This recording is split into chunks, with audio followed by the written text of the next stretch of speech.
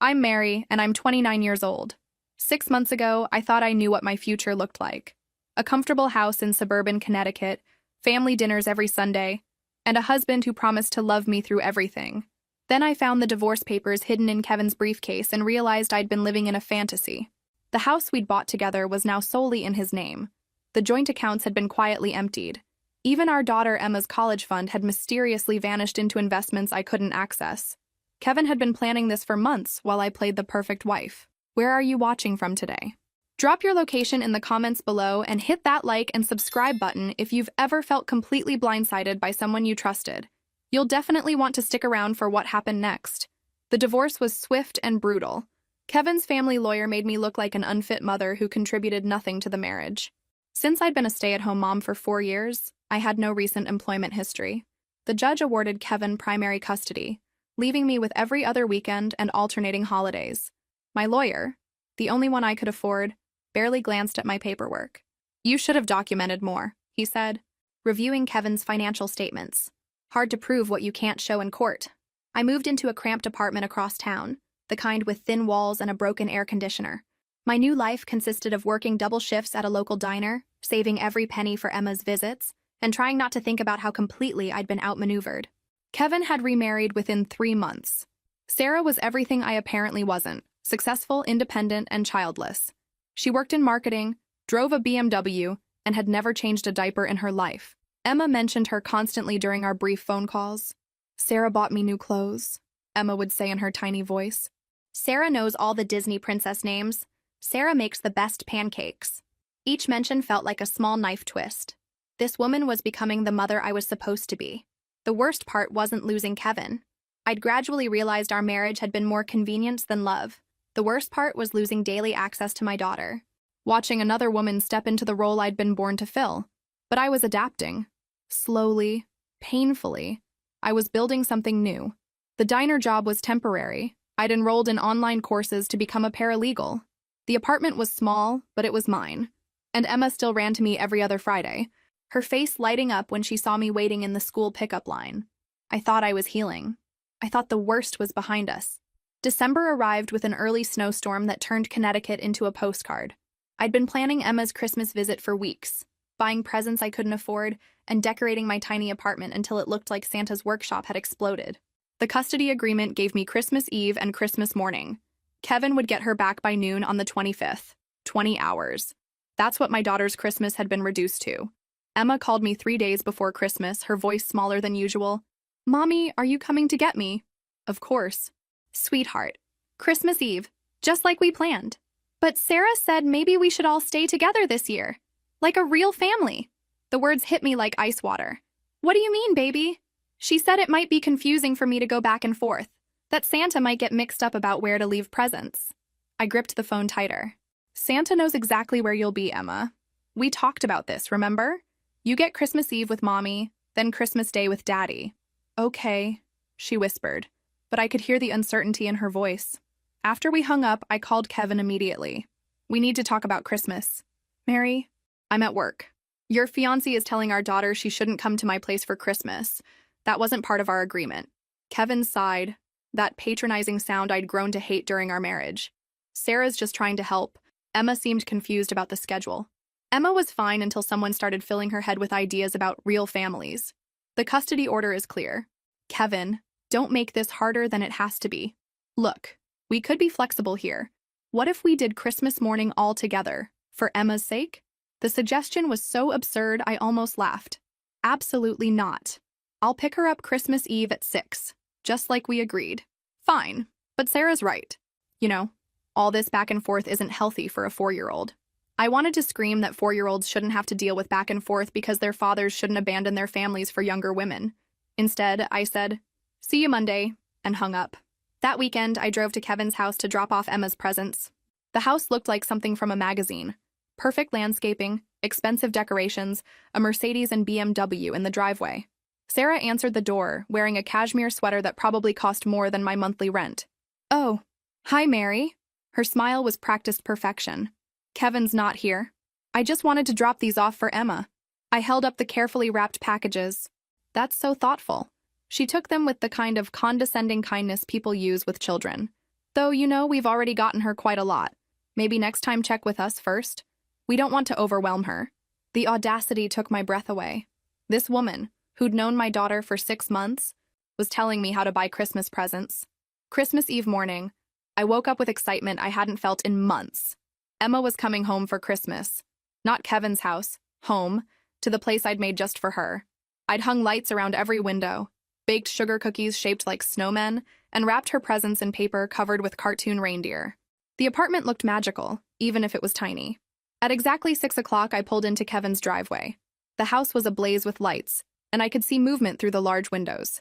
A perfect family tableau, except my daughter should have been walking out that front door with her overnight bag. I knocked and waited. Sarah answered, still in that perpetual holiday sweater, but her expression was different, almost apologetic. "Mary, hi. Listen, there's been a little change of plans." My stomach dropped. "What kind of change?" "Emma's feeling a bit under the weather. Just a little cold, but Kevin thought it might be better if she stayed put tonight.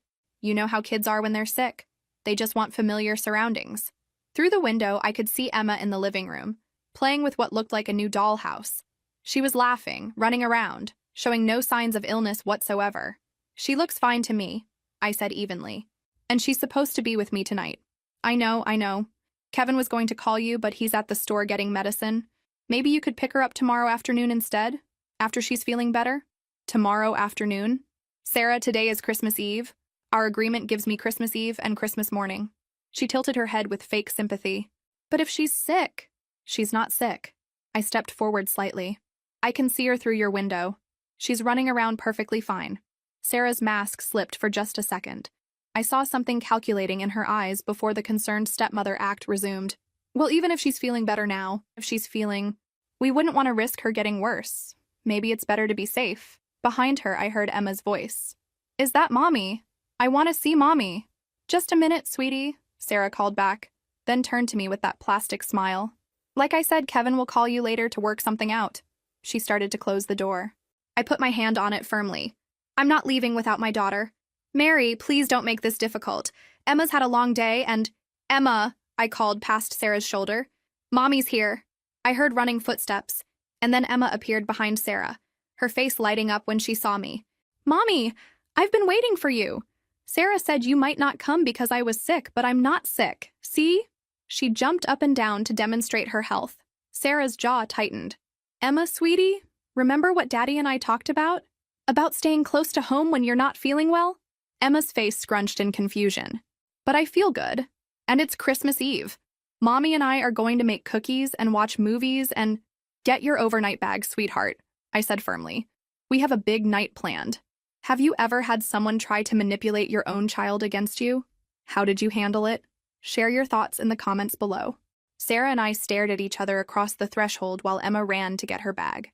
The pretense of politeness had evaporated, leaving only the raw truth of our situation. "This is really unnecessary," Sarah said quietly. "We're just trying to do what's best for Emma. What's best for Emma is following the custody agreement her parents legally established." Her parents. Sarah's emphasis was subtle but clear. "You know, Mary, I hope someday we can all work together as a family, for Emma's sake." The word family coming from her lips made my skin crawl. "Emma has a family. She has a mother and a father. You're her father's girlfriend." "Fiancée," Sarah corrected coolly. "And soon stepmother. Kevin and I are thinking it might be time to revisit the custody arrangement. Something more stable for Emma." The threat hung in the air between us. Before I could respond, Emma bounced back with her little pink suitcase, completely oblivious to the tension crackling around her. "Ready, Mommy. I packed my new pajamas and my teddy bear and the book Sarah got me about princesses." "That sounds perfect." "Baby." I took her hand and her suitcase. "Say goodbye to Sarah." "Bye, Sarah. Tell Daddy I'll see him tomorrow." As we walked to my car, I could feel Sarah watching from the doorway. Emma chattered excitedly about the cookies we'd bake and the movies we'd watch, her innocent joy a stark contrast to the cold dread settling in my chest. The evening was magical despite everything. Emma and I made sugar cookies shaped like Christmas trees, decorated them with green frosting and sprinkles, and watched the Polar Express while drinking hot chocolate with marshmallows. "Mommy," Emma said as I tucked her into the pull-out couch that served as her bed. "Why did Sarah say I was sick?" "I wasn't sick." I chose my words carefully. Sometimes grown-ups get confused about things. But you're here now, and that's what matters. Are you and Daddy and Sarah going to be friends someday? The question broke my heart. I hope we can all get along for your sake. Sweetheart, the most important thing is that Daddy and I both love you very much. And Sarah loves me too. She tells me all the time. I swallowed hard. I'm sure she does. After Emma fell asleep, I sat in my kitchen with a cup of coffee, trying to process what had happened. Sarah's threat about revisiting custody wasn't idle. Kevin had money, connections, and a new wife who could provide what the courts called stability. I had a one-bedroom apartment, a job that barely covered rent, and a track record of being financially dependent. If they decided to fight me for custody, what chance did I really have? Christmas morning arrived with Emma's delighted squeals as she discovered that Santa had indeed found our little apartment. We opened presents slowly, savoring each moment, because I knew she'd be gone by noon. Mommy, look! Santa brought me the art set I wanted. Emma held up the box of crayons and colored pencils I'd saved 3 weeks to buy. That's wonderful, sweetheart. What are you going to draw first? A picture of our Christmas. With you and me and the cookies and the tree and everything. My phone buzzed with a text from Kevin. Running late, pick up at 1 instead of 12. 1 extra hour. I'd take it. Emma was halfway through her drawing when my phone rang. Kevin's name flashed on the screen. Hey, quick question, he said without preamble. Did you let Emma eat a lot of sugar last night? She seemed pretty wound up when I talked to her this morning. We made Christmas cookies. It's Christmas Eve, Kevin. Right, well, Sarah thinks maybe we should be more careful about Emma's diet. All that sugar isn't great for her sleep schedule. I looked at Emma, contentedly drawing at my kitchen table, creating her masterpiece of our perfect Christmas morning. She slept fine. Okay, well, anyway, I'm actually calling because we need to push pickup to 3 o'clock. Sarah's parents are driving up from the city and traffic is brutal. My heart sank. 3 o'clock meant losing another 2 hours of our already limited time. Kevin, you already changed it to 1. We only have Christmas morning together as it is. I know, but they're bringing Emma's present from them, and it would mean a lot if she could open it today. It's this really expensive dollhouse, custom made. Of course it was expensive. Everything in Emma's other life was expensive. Fine, 3 o'clock. When I told Emma about the delay, she was thrilled. More time with Mommy, she cheered, throwing her arms around my neck. At 2:45, I started getting Emma ready to go. She moved slowly, dragging her feet as she packed her bag. Do I have to go back today, Mommy? Yes, sweetheart. But we had such a wonderful time, didn't we? The best time ever. She hugged her stuffed animal tight. I wish I could live with you all the time. The words were like a punch to the gut. I wish that too, baby. At exactly 3 o'clock, I drove to Kevin's house with Emma's bag and her new artwork carefully stored in a folder. The driveway was full of cars, Sarah's BMW, Kevin's Mercedes, and 2 others I didn't recognize. Through the windows, I could see people gathered in the living room, drinks in hand, laughing. A party. They were having a Christmas party while I sat alone in my empty apartment. Emma rang the doorbell, and Kevin answered wearing a sweater I'd never seen before, probably Sarah's choice. Hey, Em, how was your night with Mom? Amazing. Look what I drew. Emma held up her Christmas picture proudly. That's great, sweetheart. Why don't you go show Sarah and her parents? Emma ran inside, leaving Kevin and me on the doorstep. I could hear her excited voice explaining her drawing to a room full of strangers. So, Kevin said awkwardly, how are things? Things are fine, Kevin. Emma had a wonderful Christmas. Good, good. Listen, Sarah mentioned you seemed upset yesterday about the custody thing. She was just thinking out loud. You know, nothing official. Nothing official yet. I corrected. The words came out sharper than I intended. Kevin shifted uncomfortably. Mary, come on. We're all trying to make this work for Emma's sake. Are we? Because from where I stand, it looks like you're trying to push me out of my daughter's life. That's not... Look, maybe we should talk about this later, when we're not both stressed about the holidays. Through the open door, I could hear laughter and conversation. Emma's voice rose above the others. My mommy makes the best cookies in the whole world. Mom makes good cookies too, I heard Sarah say. Maybe we can make some together next time. The casual way she inserted herself into every aspect of Emma's life made my blood boil. Kevin, I need to ask you something and I want an honest answer. He crossed his arms. Okay. Are you planning to file for full custody? The pause before his answer told me everything. We're exploring our options. Based on what grounds? Mary, you work at a diner. You live in a one-bedroom apartment.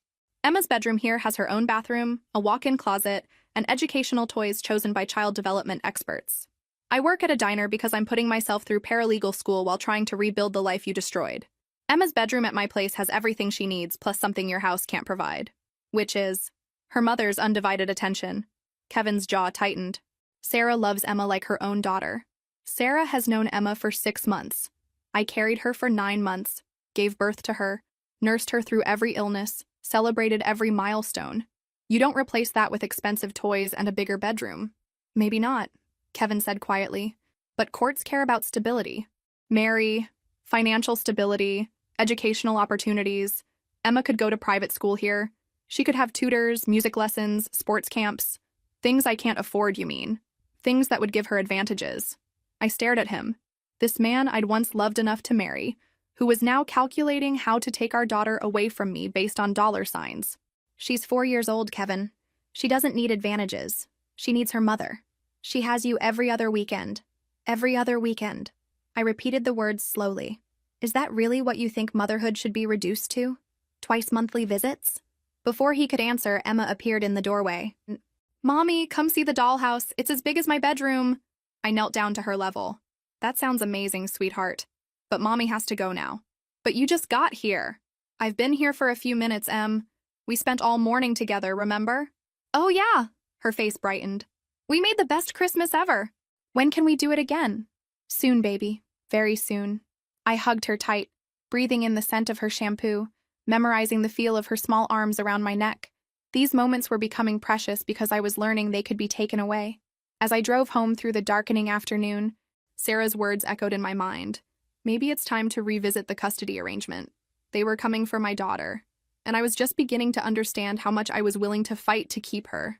I had no idea that in less than a week, everything would change, that I would discover something that would give me all the ammunition I needed to not just fight back, but to win. 3 days after Christmas, I made a decision that would change everything. I hired a private investigator. The woman's name was Janet Mitchell, a former police detective who specialized in custody cases. Her office was small but professional, filled with case files and certificates that proved she knew how to find things people wanted to keep hidden. I need to know everything about my ex-husband's financial situation, I told her. His new fiancé, his business dealings, anything that might be relevant to a custody case. Janet studied me across her desk. This isn't cheap, Mary. Are you sure you want to go down this road? I thought about Kevin's threat, about Sarah's smug confidence, about the way they were slowly erasing me from my daughter's life. I'm sure. It'll take a few weeks to compile everything. In the meantime, document every interaction with them. Save every text, every email, every voicemail. Keep detailed notes about your visits with Emma, times, activities, anything unusual, she says. I left Janet's office feeling lighter than I had in months. For the first time since the divorce, I was taking action instead of just reacting. That evening, Emma called from Kevin's house. Mommy, guess what? We're going on a big trip. Oh, really? Where to? Sweetheart? Sarah says it's a surprise, but I heard her tell Grandma Patricia we're going to Disneyland. My stomach dropped. When is this trip happening? After New Year. Sarah says we'll see Mickey Mouse and stay in a castle and eat princess food. The trip would eat into my custody time. I was certain of it. That sounds wonderful, baby. Make sure to take lots of pictures to show Mommy. After we hung up, I immediately texted Kevin. Need to discuss Emma's Disneyland trip and how it affects our custody schedule. His response came 2 hours later. We'll work something out. But I knew better now. Working something out meant I'd get whatever scraps they decided to throw me. The next morning, I called Janet. They're planning to take Emma on a week-long trip to Disneyland. It's going to interfere with my custody time. Document everything, Janet said. Date, time, how you found out, their response when you questioned it. Keep building your case. New Year's Eve arrived gray and cold. I spent it alone in my apartment, watching the ball drop on TV while Emma celebrated at Kevin's house. Sarah had posted photos on social media. Emma in a sparkly dress, holding a mini champagne glass filled with apple juice, surrounded by adults I didn't recognize. My daughter was living a life I wasn't part of. Worse, she was forgetting what life with me was like. January 2nd, Kevin texted, picking Emma up early for Disneyland prep. Can we switch to Saturday afternoon instead of Friday? Another hour stolen. Another small victory for them. Fine, I texted back. But we need to discuss the missed custody time. Already talked to my lawyer. Trip doesn't technically violate the agreement since we're only gone 5 days. Technically, everything with Kevin had become about technicalities. Saturday came and I drove to his house to collect Emma. The driveway was full of suitcases, and I could see through the window as Sarah organized piles of new clothes.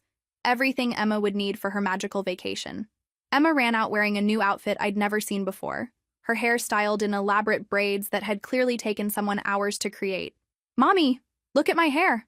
Sarah did it special for our trip." "It's beautiful, sweetheart." I forced a smile while my heart broke a little more. As we drove away, Emma chattered excitedly about the trip. Every sentence started with, "Sarah says," or "Sarah promised," or "Sarah showed me pictures." Sarah. Always Sarah.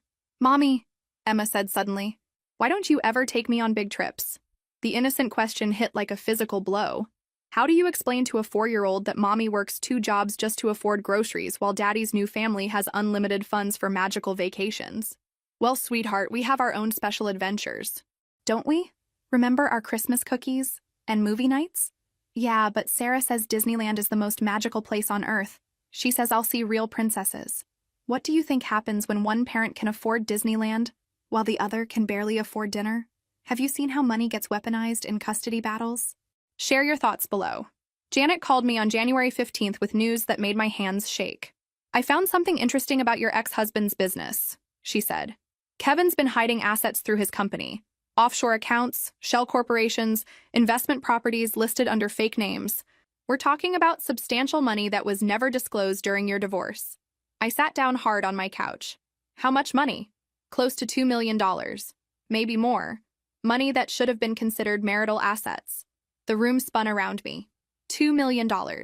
While I'd been awarded a settlement of $30,000 and minimal alimony, Kevin had been sitting on a fortune. "There's more," Janet continued.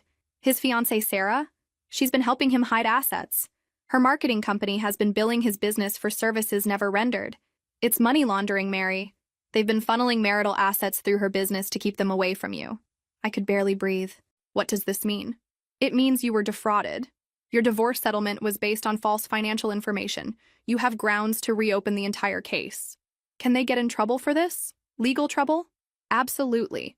We're talking about fraud, tax evasion, possibly criminal charges depending on how deep this goes. That night, I couldn't sleep. I kept thinking about Kevin's confident smirk when he'd threatened to take Emma away from me, his casual dismissal of my ability to provide for our daughter, Sarah's condescending comments about stability and advantages they'd stolen from me. Not just money, but years of Emma's life. Time I'd lost with my daughter because I couldn't afford to fight their custody grab. Now I could fight back. The next week, Emma returned from Disneyland full of stories about princesses and rides and the hotel room that was bigger than Mommy's whole apartment. She showed me hundreds of photos on Kevin's phone, her face glowing with joy in every single one. "Did you have the best time ever?" I asked, genuinely happy to see her so excited. "The best. Sarah says maybe we can go back for my birthday." "That would be nice, sweetheart." "Mommy, why do you look sad? Don't you like my Disneyland pictures?" I pulled her onto my lap. "I love your pictures, baby. I love seeing you happy. I just missed you while you were gone." "I missed you too. But Sarah says missing people makes you appreciate them more when you see them again." Sarah says.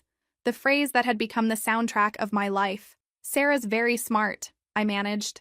That evening, after I'd returned Emma to Kevin's house, I called my new lawyer, one of the best family attorneys in Connecticut, paid for with money I'd borrowed against my future settlement.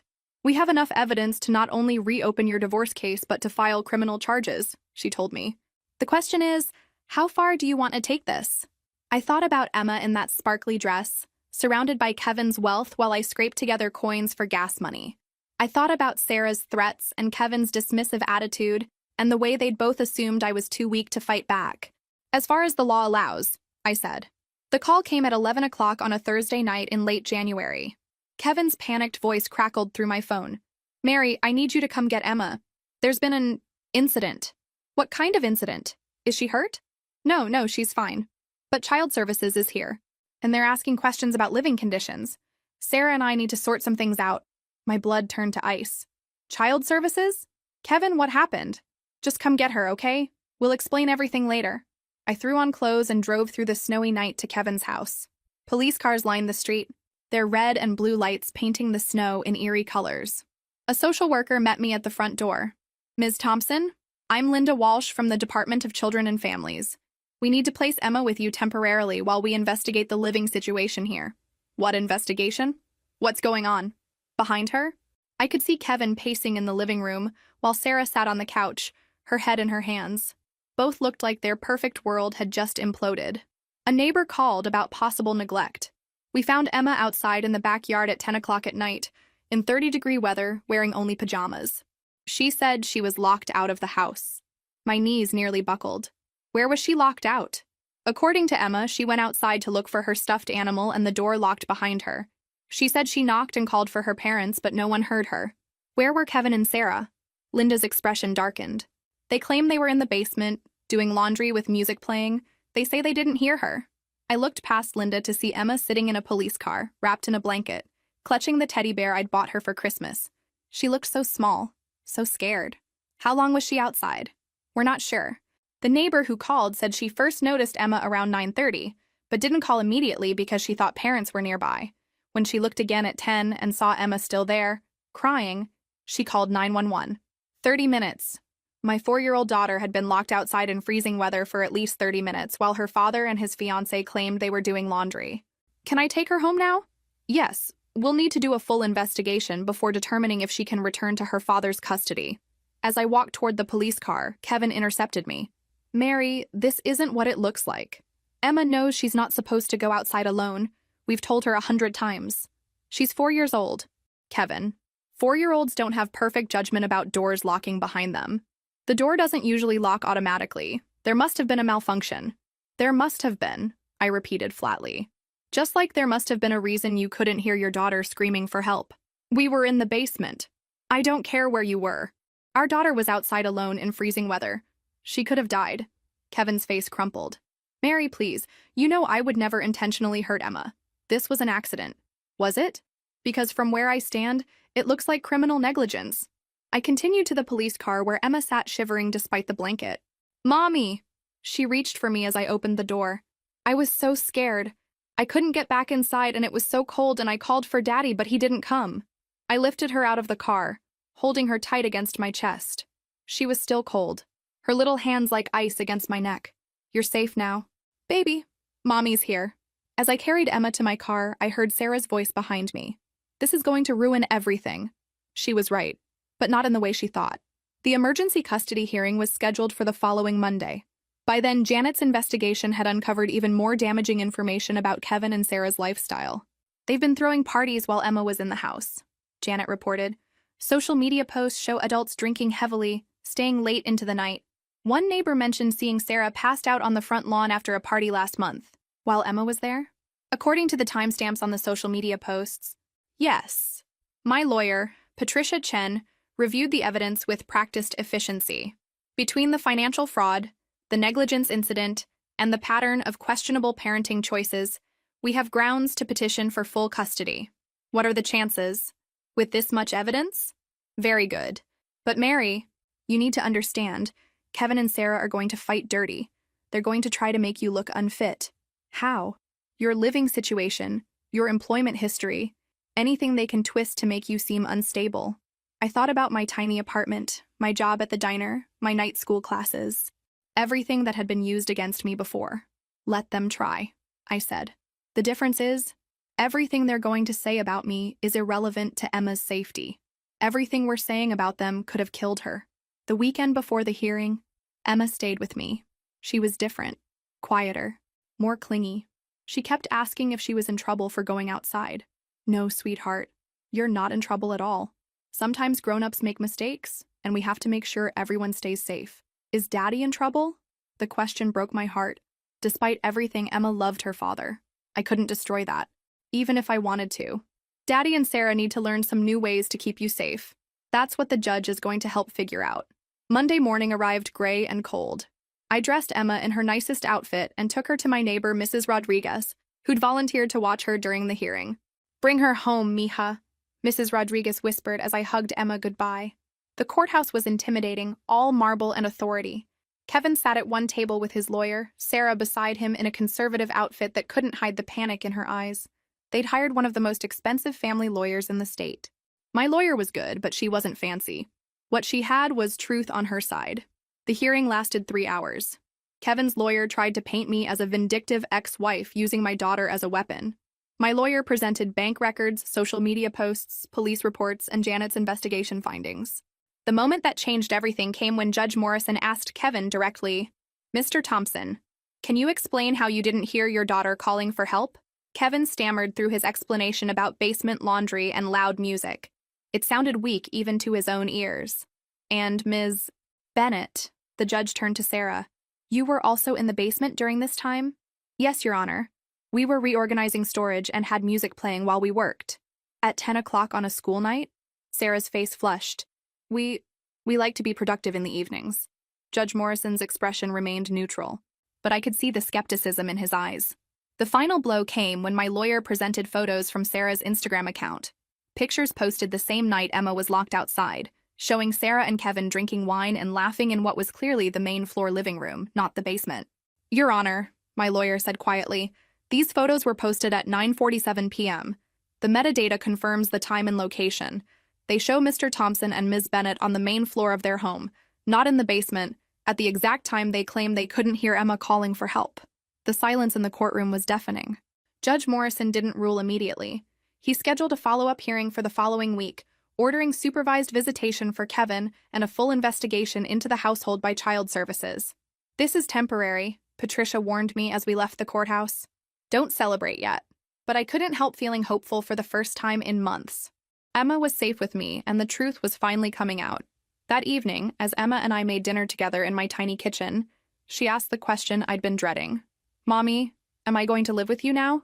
"We'll have to wait and see what the judge decides, sweetheart." "I hope I can stay with you," she said quietly. "I like it better here." "Why?" "Because you always know where I am." The simple statement hit me like a physical blow. My 4-year-old had learned that safety meant having a parent who paid attention. The next week brought a series of revelations that destroyed Kevin and Sarah's remaining credibility. The Child Services investigation uncovered evidence of regular parties, inadequate childproofing, and a household where Emma's needs consistently came second to the adult's social life. More damaging was the financial investigation triggered by our custody case. The IRS had taken notice of Kevin's hidden assets, and federal agents were now involved in what had become a criminal case. Kevin's lawyer called Patricia on Thursday with a settlement offer. "He wants to negotiate," Patricia told me. "Full custody to you, supervised visitation for him, and he'll pay you the money you should have received in the original divorce settlement." "How much money?" $800,000. Plus ongoing child support. That's triple what you're getting now. I sat in stunned silence. $800,000 would buy Emma and me a house, pay for her college, give us the stability Kevin had claimed only he could provide. What about criminal charges? That's separate. The DA will decide whether to prosecute the fraud and negligence charges regardless of what we do in family court. I thought about Emma, safely asleep in my living room, her artwork covering my refrigerator, her laugh filling my small apartment with joy. "I accept," I said, "but I want something else." "What?" "I want Sarah to have no legal relationship to Emma. No step-parent rights, no decision-making authority, nothing. If Kevin wants any chance at rebuilding a relationship with his daughter, Sarah can't be part of it." Patricia was quiet for a moment. "That's actually brilliant, and completely reasonable given the circumstances." The final hearing was scheduled for the day before Emma's 5th birthday. Kevin looked haggard, Sarah was noticeably absent, and their lawyer seemed eager to get the whole thing over with. Judge Morrison approved the settlement without comment, officially awarding me full custody of Emma and ordering Kevin to pay both the settlement and ongoing support. "Mr. Thompson," the judge said before dismissing us, "you're fortunate that your ex-wife is more interested in your daughter's welfare than in destroying your life. I suggest you spend your supervised visitation learning how to be the father your daughter deserves." As we left the courthouse, Kevin stopped me in the hallway. "Mary, I'm sorry for all of it. The hiding money, the custody threat, what happened that night with Emma. I lost sight of what mattered. I looked at this man who'd once been my husband, who'd given me the most precious thing in my life, who'd then tried to take her away. I hope you figure out how to be a better father, Kevin. Emma deserves that. She deserves you," he said quietly. She always did. 6 months later, Emma and I moved into our new house, a modest 3-bedroom colonial with a fenced backyard and a kitchen big enough for us to bake cookies together. Emma chose her own bedroom furniture, painted her walls lavender, and hung her artwork in frames like a real gallery. "Mommy, is this really ours forever?" she asked as we planted flowers in our front garden. "Forever and always, sweetheart." Kevin sees Emma every other Saturday for supervised visits. He's been attending parenting classes and seems genuinely committed to rebuilding their relationship. Sarah is completely out of the picture. Their engagement ended when the criminal charges were filed. The federal investigation resulted in Kevin pleading guilty to tax evasion and fraud. He received 2 years probation and substantial fines. Sarah faced charges for her role in the money laundering scheme. But the real victory wasn't the money or the custody ruling. It was watching Emma flourish in an environment where she felt truly safe and loved. She started kindergarten at a school near our new house, made friends easily, and never asked why Daddy couldn't hear her calling for help that night. Children are resilient, but they remember feeling safe more than they remember feeling scared. I finished my paralegal certification and took a job at Patricia's law firm, specializing in helping other women navigate custody battles. The work is meaningful, and the salary gives us the security I'd only dreamed of during those dark months after the divorce. You know what I learned from all this? I told my friend Charlotte over coffee last week. Sometimes the worst thing that happens to you sets you up for the best thing that could happen to you. What do you mean?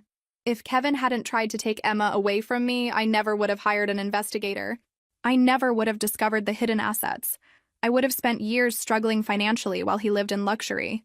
His greed and negligence gave me everything I needed to win. Emma interrupted our conversation by running up to our table, her face flushed from playing on the playground. "Mommy, can we go home and make cookies?" "Of course, sweetheart." As we walked to our car, Emma slipped her hand into mine. "Mommy, I'm glad we live together, just us." "Me too, baby. Me too." The custody battle that was supposed to destroy me ended up saving us both.